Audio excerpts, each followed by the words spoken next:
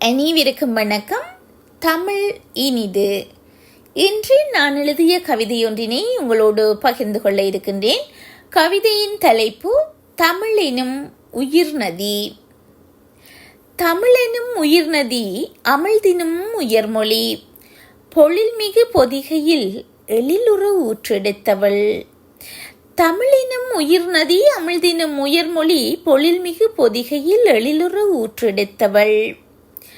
மதுரையின் சங்கத்தில் புதுமைகள் ஆய்ந்து முதுமையாய் முத்தமிழாகி பதுமையாய் வளர்ந்தவள்.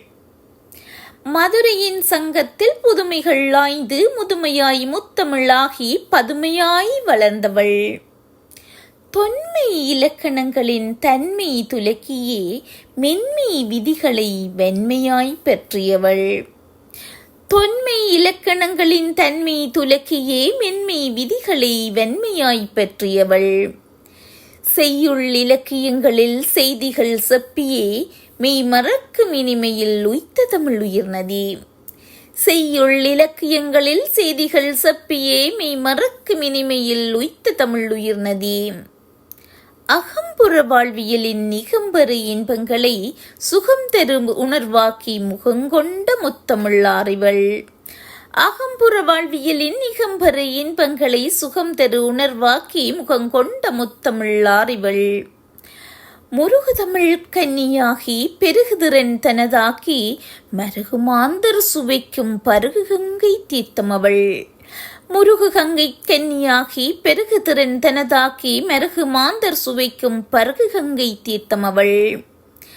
ஐம்பெருங்காப்பியங்களை அணியாக்கிய அணங்காகி செம்மொழியாய் தனித்தியங்கும் செவ்வையான நதியோட்டமவள்.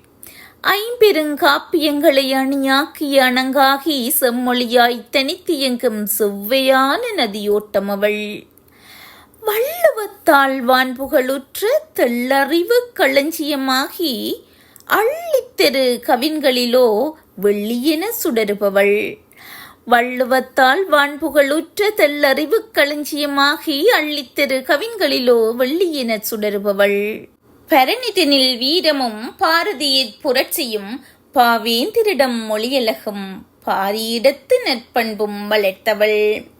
பரணிதனில் வீரமும் பாரதியில் புரட்சியும் பாவேந்தரிடம் மொழியழகும் பாரியிடத்து நற்பண்பும் வளர்த்தவள். புலம்பெயர் தேசமெங்கும் வலம் பெறும் வளநதி இவள். புலம்பெயர் தேசமெங்கும் வலம் பெறும் வளநதி இவள். புவியலா மோங்கும் பொன்னதி புகழொரு தாய்மொழியாம் தமிழினும் உயிர்நதி.